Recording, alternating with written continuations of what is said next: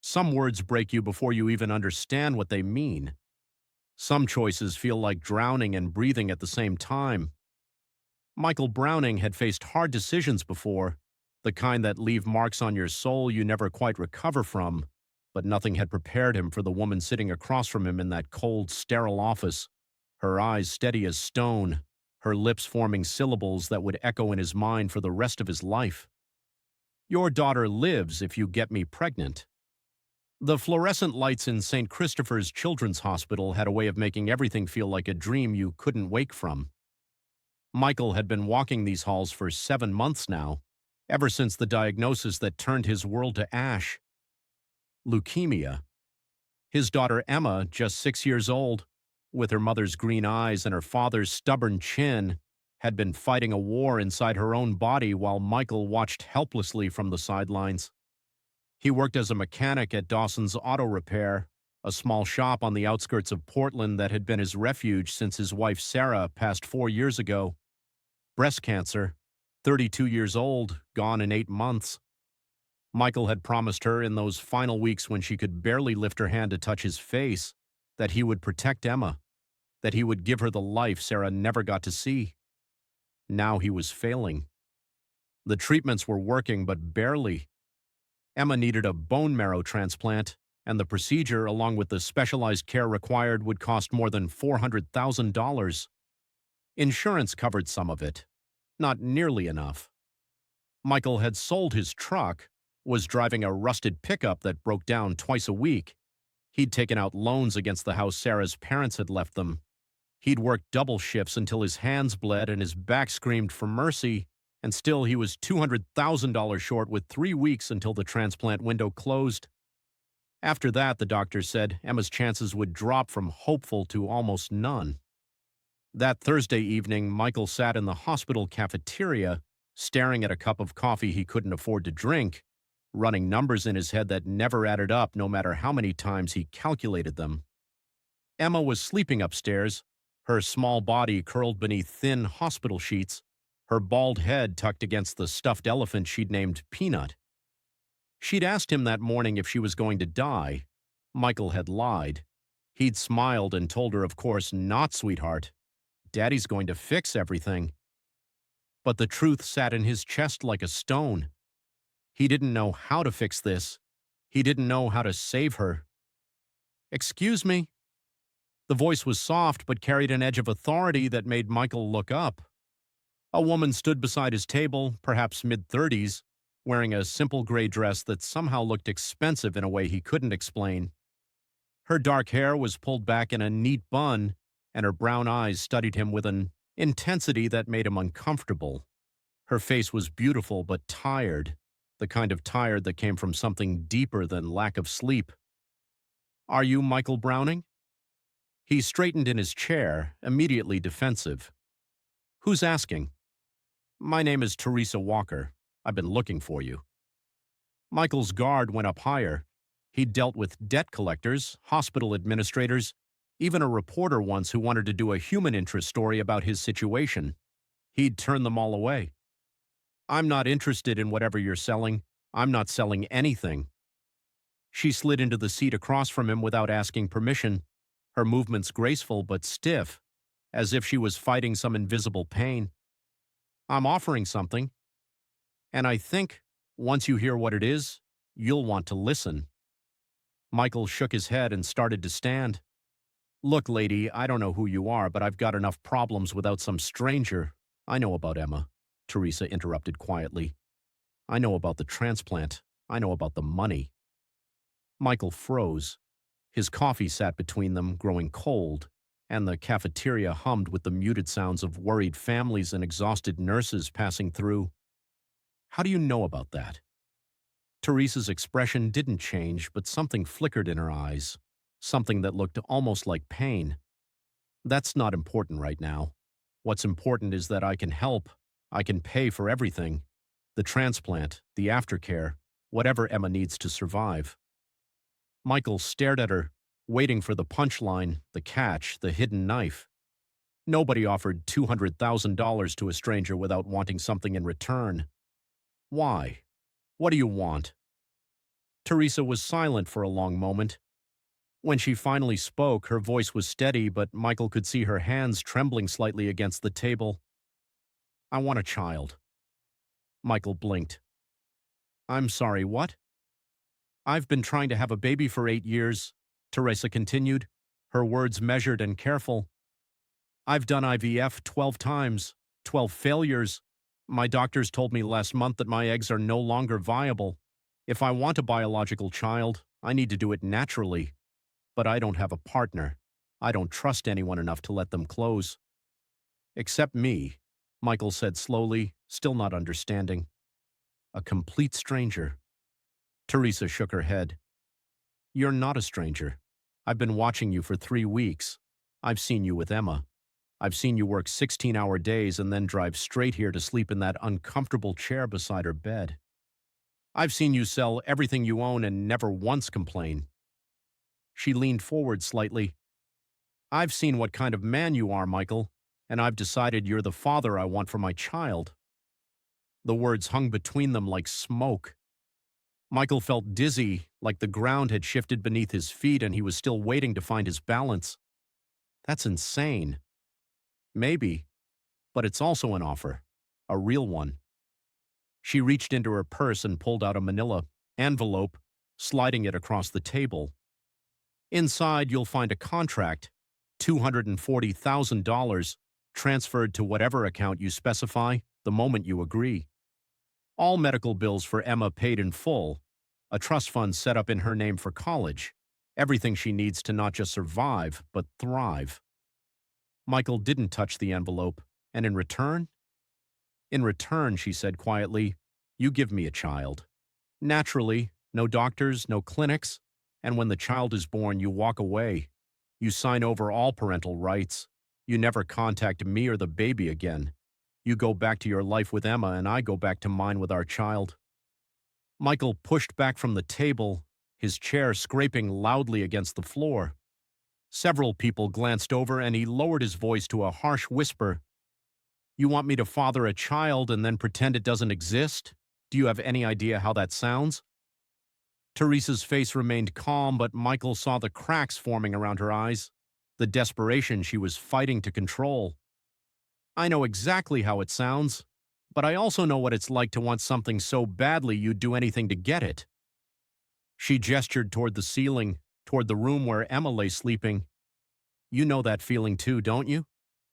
The silence stretched between them, heavy and suffocating. Michael thought of Emma's face that morning, the fear in her eyes, the way she'd whispered, Daddy, I don't want to go to sleep and not wake up.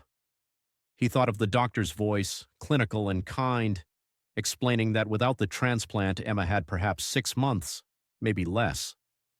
He thought of Sarah, of the promise he'd made, of the weight of that promise crushing him a little more each day. I need time, he finally said, his voice rough. This isn't something I can decide over cold coffee in a hospital cafeteria. Theresa nodded slowly. You have 48 hours. After that, I move on and find someone else. And Emma? Michael felt the words like a blade. And Emma won't get my help. She stood, smoothing her dress with hands that still trembled slightly. I'm not trying to be cruel, Michael. I'm trying to be honest. We both want something desperately. We both have something the other needs. This is a transaction. Nothing more, nothing less. She turned and walked away, her heels clicking softly against the linoleum. Michael sat alone with the envelope, the cold coffee, and a choice that felt impossible from every angle. Upstairs, Emma slept, dreaming whatever dreams sick children dream, unaware that her father was sitting in the wreckage of his own conscience, trying to decide if he could sell a piece of his soul to save hers. That night, Michael didn't sleep. He sat in the chair beside Emma's bed, watching the rise and fall of her chest, listening to the beep of machines that were keeping her alive. The envelope sat in his jacket pocket, unopened. He couldn't bring himself to read the contract, couldn't bring himself to throw it away either. Emma woke once, around 3 a.m, her small voice cutting through the darkness. Daddy, I'm here, sweetheart. He took her hand, marveling as he always did at how fragile it felt, How light, like holding a bird that might fly away at any moment. I had a dream, Emma whispered. Yeah? What about? She was quiet for a moment, her green eyes reflecting the dim glow of the monitor screens. I dreamed Mommy came to visit me. She said everything was going to be okay, that you were going to save me. Michael's throat tightened. He squeezed her hand gently. Mommy's right. Daddy's going to save you. I promise. Emma smiled, a small, sleepy smile that broke his heart and healed it at the same time. I know. You always keep your promises. She drifted back to sleep, and Michael sat in the darkness, Sarah's face floating in his memory. He'd promised her too, promised he'd protect their daughter. But what kind of protection came at the cost of another child? What kind of father could he be if he brought a life into the world only to abandon it? The questions circled his mind like vultures, and by the time dawn crept through the hospital windows, Michael was no closer to an answer. The next morning, he drove to the auto shop on autopilot, his body going through the motions while his mind remained trapped in the cafeteria, trapped in Theresa Walker's impossible offer. Eddie Dawson, the shop owner who'd become something like a father figure since Sarah's death, took one look at Michael and frowned. You look like hell, son. Michael managed a weak smile. Feel like it too. Eddie was 63 with silver hair and hands permanently stained with motor oil. He'd given Michael a job when nobody else would hire a grieving widower with no references and a baby daughter to support. He'd never ask questions when Michael needed to leave early for doctor's appointments or hospital stays. He just nodded and covered the shifts himself. Something happened with Emma. No, same as always. Michael wiped down a wrench that didn't need wiping, avoiding Eddie's eyes. Just didn't sleep well. Eddie watched him for a long moment, then went back to the engine he was working on. You know, he said casually, when my wife was dying, I made a lot of decisions I wasn't proud of, sold things I shouldn't have sold, said things I shouldn't have said, did whatever I had to do to buy her more time. Michael's hand stilled. Did it work? Eddie shook his head slowly. She died anyway. But I'll tell you something, Michael. I don't regret a single choice I made. Not one. Because when someone you love is slipping away, you don't think about right and wrong. You think about them. Everything else becomes background noise. He looked up, meeting Michael's eyes. Whatever you're wrestling with, whatever choice is keeping you up at night, just ask yourself one question. Can you live with the outcome if you don't do it? Michael stared at the wrench in his hands, seeing not the metal but Emma's face, hearing not the shop, sounds but her voice. Daddy, I don't want to go to sleep and not wake up. The 48 hours ticked by like a countdown to something Michael couldn't name. He read the contract, read it 3 times actually, searching for hidden clauses, for traps, for anything that would give him a reason to say no beyond his own moral compass. But the contract was straightforward, almost clinical. Theresa would pay all of Emma's medical expenses. In return, Michael would father a child with her naturally, sign over all parental rights upon birth, and never seek contact with either Theresa or the child again. There was a confidentiality clause, a clause protecting Emma's trust fund regardless of what happened between Michael and Theresa, a clause specifying that if conception didn't occur within 6 months, the agreement would be void, but Emma's medical bills would still be paid. That last part surprised him. It meant Theresa was willing to pay regardless. She just wanted him to try. 42 hours in, Michael found himself back in the hospital cafeteria, sitting at the same table, staring at the same cold coffee. He didn't know what he expected. Maybe that Theresa would appear again, give him some sign that she was trustworthy or some reason to refuse. But she didn't come, and the clock kept ticking. At 47 hours, his phone rang, a number he didn't recognize. He answered anyway. Have you decided? Theresa's voice was calm, but underneath it he could hear the same desperation she'd tried to hide in person. 2 people standing at the edge of a cliff, each hoping the other would jump first. Michael closed his eyes, thought of Emma, thought of Sarah, thought of the child who might exist if he said yes, a child who would grow up without knowing his face, his voice, his love. "Can I meet you somewhere?" he asked quietly. "Somewhere private. We need to talk before I agree to anything." Theresa was silent for a beat. "There's a coffee shop on Mulberry Street, the Blue Door. I can be there in an hour. I'll be there in 30. The Blue Door was nearly empty when Michael arrived. Just a barista cleaning the espresso machine and an elderly woman reading a newspaper by the window. He chose a booth in the back, ordered a coffee he wouldn't drink, and waited. Theresa arrived exactly on time, sliding into the seat across from him with the same controlled grace she'd shown before. She looked different today, more tired, more human. The expensive dress had been replaced by simple jeans and a sweater. Her hair was down, falling past her shoulders in dark waves. "Before you say anything," Michael began, "I need to know something." Theresa raised an eyebrow. "I need to know why. The real reason. Why you'd do this, why you'd pick me, why any of this makes sense in your head, because right now it doesn't make sense in mine." Theresa's hands wrapped around her coffee cup, absorbing the warmth. She was quiet for a long moment, and when she spoke, her voice was softer than he'd heard it before. "Do you know who my father is?" Michael shook his head.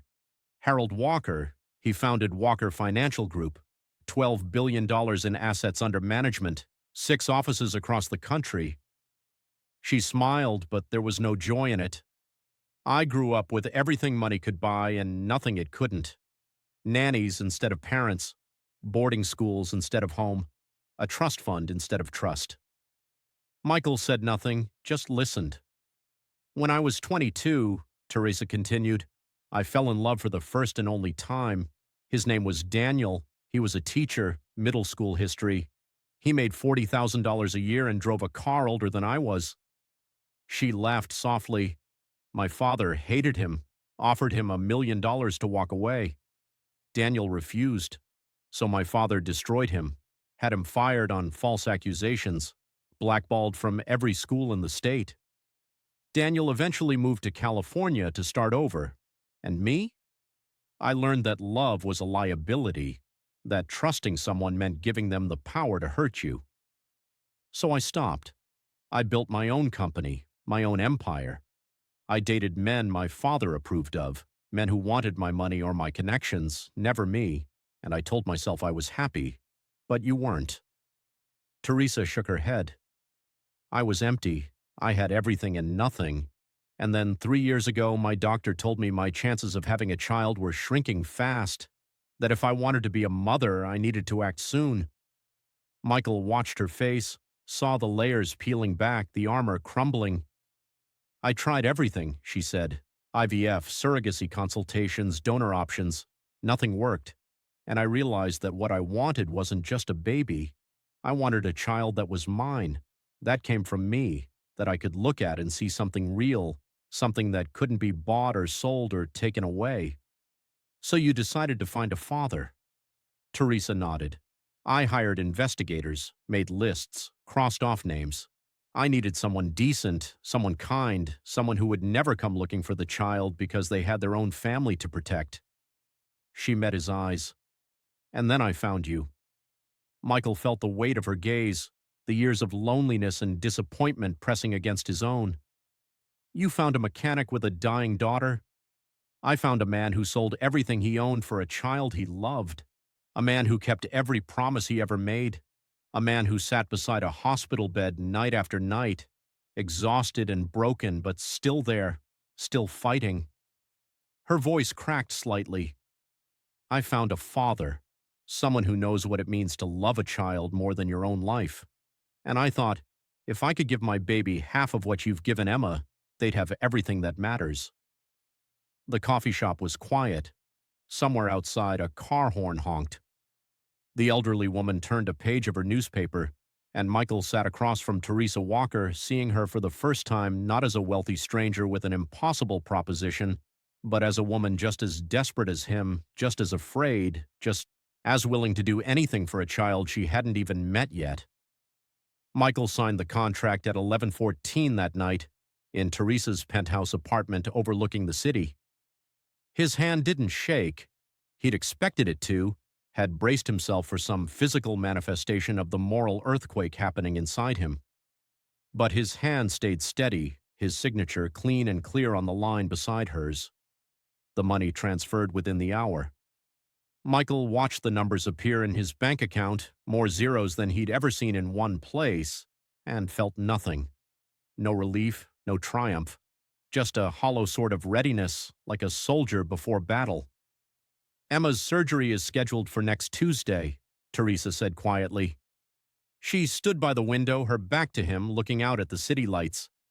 "I spoke with her doctors today. They say the donor match is perfect. She has an excellent chance." Michael nodded, though she couldn't see him. "Thank you." Theresa turned, and in the dim light of her living room she looked younger somehow, vulnerable in a way he hadn't seen before. "You don't have to thank me. This is a transaction, remember?" Her words echoed the ones she'd spoken in the cafeteria, but they sounded different now, less certain, more like a reminder she was giving herself. "What happens now?" Michael asked. "Now," Theresa said, "we wait. For Emma's surgery, for recovery, for her to be strong enough that you can leave her for a few days without worry." She paused. "And then we begin trying." The next 3 weeks were a blur of hospital rooms and cautious hope. Emma's transplant went smoothly, better than anyone had expected. Michael sat beside her through every moment, holding her hand during the procedure, reading her stories during recovery, crying silently in the bathroom when she finally opened her eyes and smiled at him. "Daddy," she whispered, her voice hoarse but alive. "Did you save me?" Michael kissed her forehead, tasting salt from his own tears. "Mommy saved you, sweetheart. She sent an angel." Theresa visited once briefly, bringing a stuffed giraffe that Emma immediately named Spots.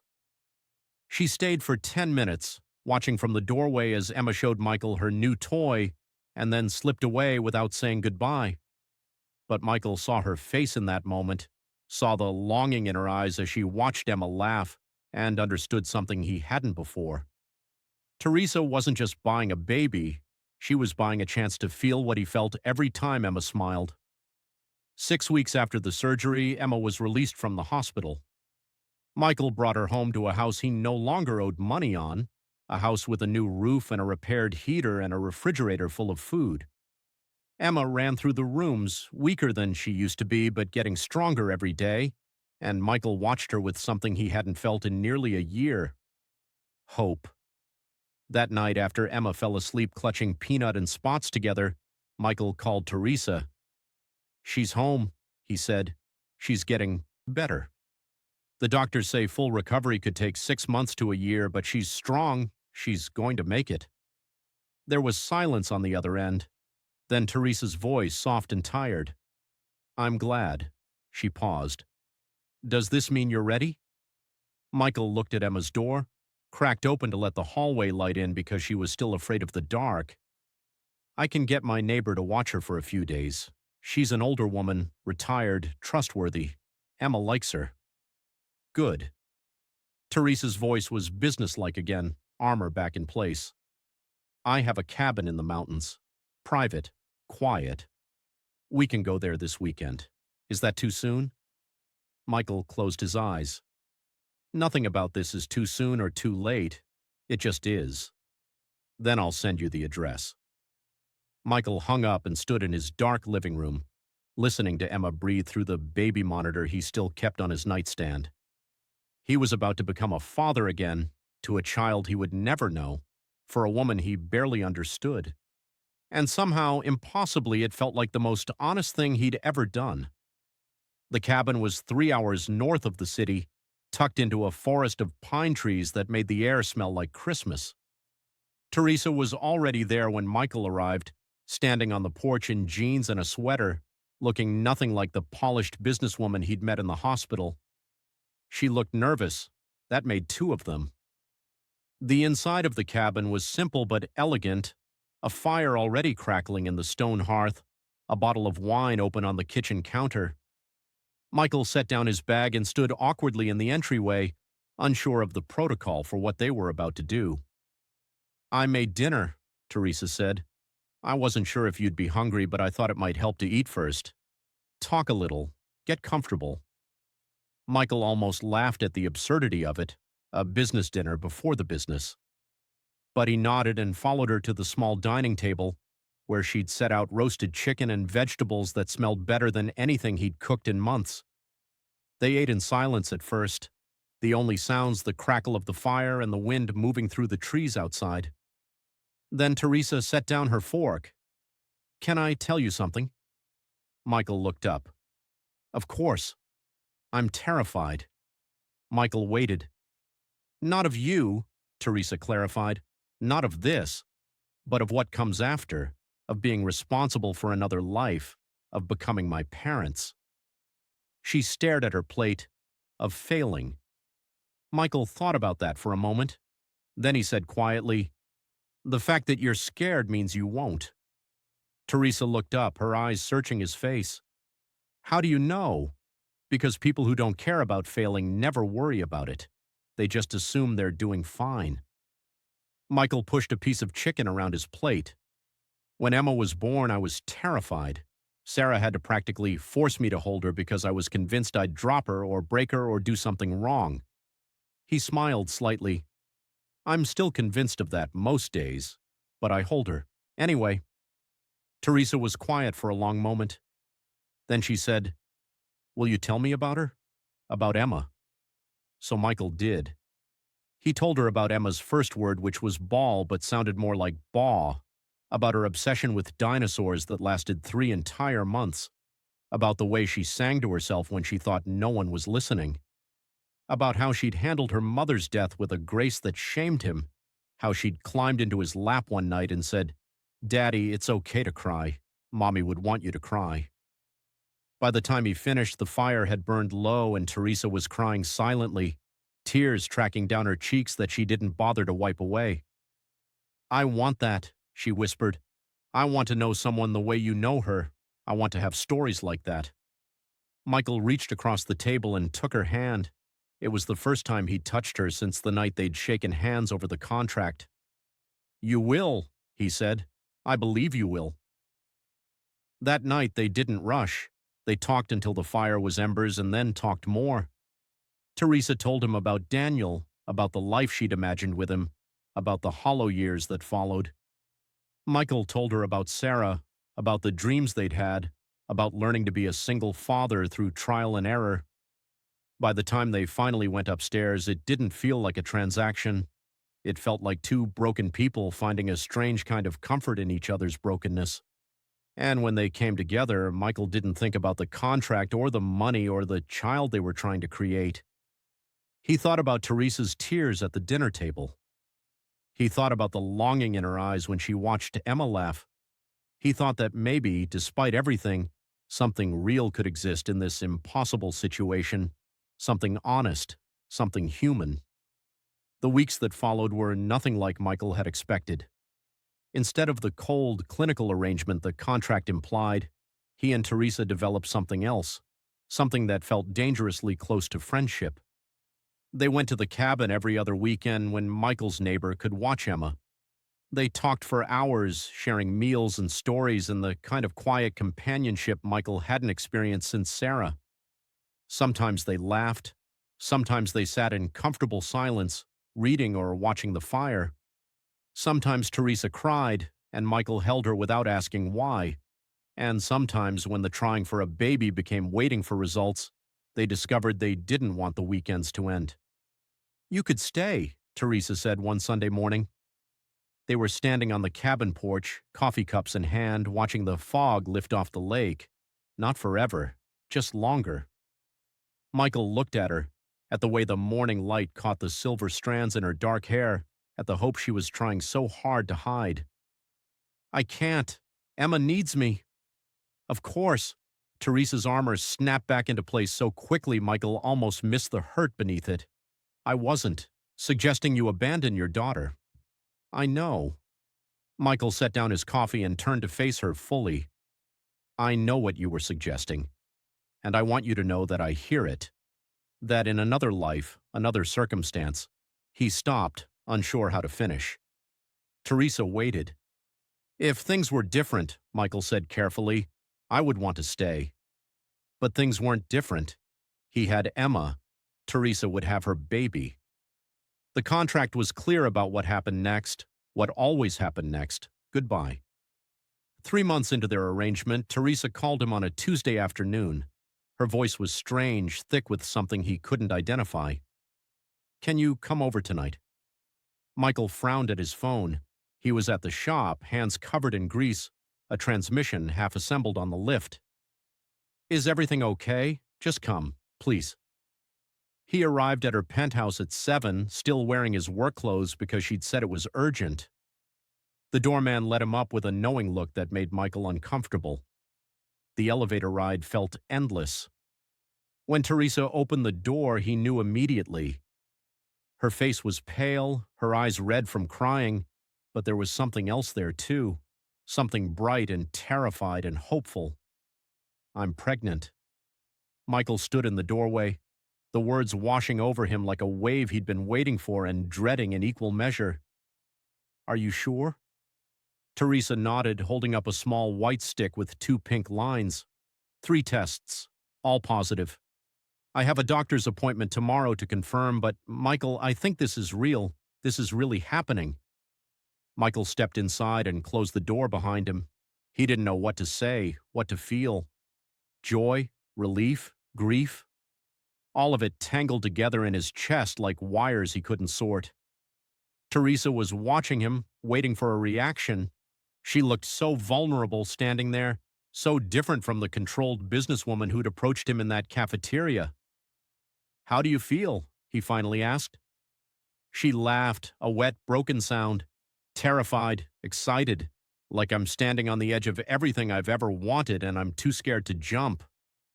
Michael understood that feeling. He'd felt it the day Emma was born, the day Sarah died, the day he'd signed Theresa's contract. Some moments were too big to fit inside normal emotions. They just overwhelmed you and you learned to breathe through them. Then Theresa said something that changed everything. I don't want you to leave. Michael went very still. I know what the contract says, she continued, the words tumbling out like she'd been holding them back for weeks. I know we agreed you'd sign away your rights and walk away and never look back. But Michael, I don't want that anymore. I want this baby to know you. I want them to have a father like you. I want... She stopped, her voice breaking. I want you. The penthouse was silent except for the city sounds drifting up from far below. Michael looked at Theresa, at the tears on her face, at the pregnancy test clutched in her trembling hand. He thought about Emma, about the life he'd built from the wreckage of his grief. He thought about Sarah, about the promise he'd made to protect their daughter. And he thought about the tiny life now growing inside the woman in front of him, a life that was half his, that carried his blood and his genes and maybe, just maybe, his capacity for love. I can't be what Daniel was, he said slowly. I can't be your partner in the way you deserve. I have Emma. She's my priority. She'll always be my priority. I know, Theresa whispered. But maybe, Michael continued, we could figure something out, something that's not in any contract, something real. Theresa stared at him. What are you saying? I'm saying that I've spent the last 3 months getting to know you, and I don't want to walk away either. He stepped closer, close enough to see the hope flickering in her eyes. I'm saying that this baby deserves to know both its parents, and so does Emma. She deserves to know the woman who saved her life. The silence stretched between them, filled with all the words they hadn't said, all the fears they hadn't voiced. Then Theresa closed the distance between them and kissed him, soft and desperate and full of something that felt terrifyingly like love. We'll figure it out, she whispered against his lips. Together, and standing in that penthouse, with the city glittering below and a new life beginning between them, Michael Browning allowed himself to believe that maybe, just maybe, the most impossible situations could lead to the most unexpected grace. The months that followed were messy and complicated, and nothing like either of them had planned. They introduced Emma to Theresa slowly, carefully, letting the relationship develop naturally. At first, Emma was suspicious of the pretty lady who kept showing up at their house with presents and two big smiles. But Theresa was patient. She didn't try to be Emma's mother or replace the memory of Sarah. She just showed up again and again, bringing dinosaur books and art supplies, sitting through tea parties and princess movie marathons, learning to braid hair from YouTube tutorials because Emma asked her to. 3 months into the pregnancy, Emma climbed into Theresa's lap during a movie and whispered, "Are you going to be my new mommy?" Theresa froze, looking at Michael with panic in her eyes, but Michael just nodded slightly, giving her permission to answer honestly. "Only if you want me to be," Theresa said carefully, "and only if your daddy says it's okay." Emma thought about this for a long moment. Then she looked at Michael.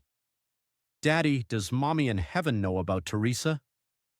Michael knelt beside them, his heart cracking open in that beautiful, painful way it did whenever Emma surprised him with her wisdom. "I think Mommy knows everything, sweetheart, and I think she's happy that we found someone who loves us." Emma nodded seriously. Then she turned back to Theresa. "Okay, you can be my bonus mommy, like a bonus level in a video game." Theresa laughed, tears streaming down her face, and pulled Emma into a hug that she never quite seemed to want to end. The baby was born on a rainy Tuesday in April, 3 weeks early but perfectly healthy. A boy, 7 pounds, 4 ounces. They named him Daniel, after the man Theresa had never stopped loving, the man who had taught her what real love looked like before the world took him away. Michael was there for every moment, holding Theresa's hand through the contractions, cutting the cord when the time came, crying when the nurses placed his son in his arms for the first time. Emma visited the hospital that afternoon, scrambling onto the bed to examine her new brother with the serious intensity of a scientist studying a specimen. "He's very small," she announced, "and wrinkly." "He'll grow," Michael promised. She looked up at him with those green eyes that still reminded him of Sarah. "Will he love me?" Theresa answered before Michael could. "He already does, sweetheart. He's been waiting to meet you his whole life." Emma considered this, then nodded as if Theresa had passed some invisible test. "Okay, I'll teach him about dinosaurs. They never made it official." No wedding, no ceremony, no legal documents binding them beyond the original contract they'd both stopped thinking about long ago. But they built a life together anyway, one that looked nothing like either of them had imagined, and everything like what they both needed. Michael kept working at the shop, though now he only did single shifts. Theresa scaled back her company, promoting a team to run daily operations while she focused on being present, actually present, in a way her own parents never had been. They bought a house together, a rambling Victorian with a big yard where Emma could practice cartwheels and Daniel could eventually learn to walk. And every night Michael stood in the doorway of his children's rooms, one biological, one chosen, both entirely his, and marveled at how life had brought him here. "You're doing that thing again," Theresa said one evening, finding him in the hallway. "What thing? That thing where you watch them sleep and get all philosophical." She wrapped her arms around him from behind, resting her chin on his shoulder. "What are you thinking about?" Michael smiled. "I'm thinking about the day you walked up to me in that cafeteria, about how angry I was, how sure I was that you were either crazy or cruel or both. And then I'm thinking about now, about this, about everything we built from that impossible moment." Theresa was quiet for a moment. "Do you regret it? Any of it?" Michael turned in her arms, looking at her face in the dim light of the hallway. Her hair was down, streaked now with more silver than when they'd met. Her eyes were tired but soft, the armor she'd worn so carefully finally, permanently set aside. "Not for a single second," he said, and meant it. Because the truth was, Michael Browning had spent years believing that love was something you lost, that happiness was something borrowed, that hope was just another word for setting yourself up for pain. But Theresa Walker had walked into his life with an impossible proposition and proved him wrong about all of it. Love wasn't something you lost. It was something you kept finding, in unexpected places, in unlikely people, in moments that should have broken you but didn't. 2 years after Daniel was born, Emma started third grade with a book report about her family. She stood in front of her class and explained with the matter-of-fact confidence of an 8-year-old that she had a daddy, a bonus mommy, a baby brother, a mommy in heaven, and an elephant named Peanut who had been with her since she was sick. When the teacher asked what made her family special, Emma thought for a long moment. Then she said, "We're special because we chose each other. My daddy chose to save me. My bonus mommy chose to love me. And my brother was a gift, so we'd always remember that good things come from hard stuff." The teacher cried. Half the parents at pickup cried when they heard about it later. And Michael, when Emma recounted the whole thing at dinner, had to excuse himself to the bathroom because he couldn't stop the tears streaming down his face. "That's not a bad thing, Daddy," Emma called after him. "Bonus mommy says crying just means your heart is too full to hold everything inside." From the bathroom, Michael heard Theresa laugh, heard Daniel babbling happily in his high chair, heard the sounds of a family he'd never expected to have. He looked at himself in the mirror, at the gray in his temples and the lines around his eyes, at the face of a man who'd nearly lost everything and somehow ended up with more than he'd ever dreamed. Then he dried his eyes, opened the door, and went back to the table. Back to Emma, who was explaining dinosaurs to Daniel even though he couldn't understand a word. Back to Theresa, who caught his eye and smiled in that knowing way she had, the way that said, "I see you and I love you and we made it." Back to the life they'd built together, one impossible choice at a time. Sometimes the biggest miracles come from the hardest decisions. Sometimes love finds us in the strangest places, through the strangest circumstances, wearing a disguise we'd never recognize until it's already changed everything. And sometimes, just sometimes, a desperate man and a lonely woman can look at each other across a hospital cafeteria table, make a deal that sounds like madness, and end up creating something neither of them knew they needed. Something real, something lasting, something that looks a lot like family.